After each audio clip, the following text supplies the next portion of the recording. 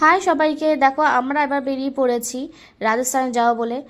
আগে আমরা চলে গেছিলাম ওনার সাথে দেখা করতে, তারপরে চলে গেছিলাম বাবাকে নিতে, মানে আমার বাবাকে ব্যারাকপুর থেকে তুলতে, কারণ আমাদের 11টা 25-এর ট্রেন ছিল।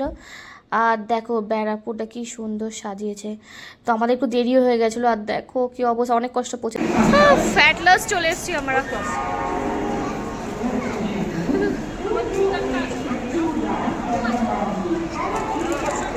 যোধপুর এক্সপ্রেস।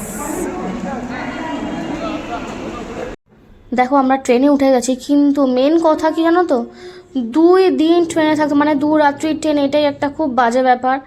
মানে যতই লোকজন হা হা হি হি করি, একটা সময় পর ট্রেনটা খুব বোরিং লাগে।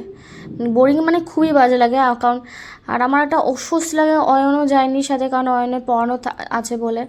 অয়ন পরের দিন ফ্লাইটে আসবে আমাদের ওখানে বিকানিরে। খুব কষ্ট হয়েছে, দেখো বাচ্চাদের সব টাইম কেটে যায় এটা ওটাই করে, কিন্তু আমার তো টাইম কিছুতেই কাটছে না, গল্প করে করেও কাটছে না।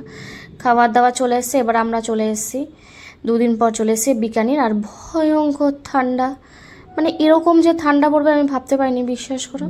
আর দেখো আমি কি বলছি, আমরা বিকানির রাজস্থান এসেছি না কোনো হিল স্টেশনে এসেছি বুঝতে পারছি না, মানে ভয়ঙ্কর ঠান্ডা, কথাও বলতে পারছি না।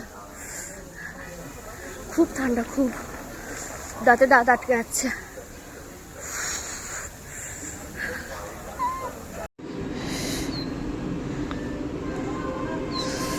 সবাই এটা বিকানিরে এমন ঠান্ডা, সবাই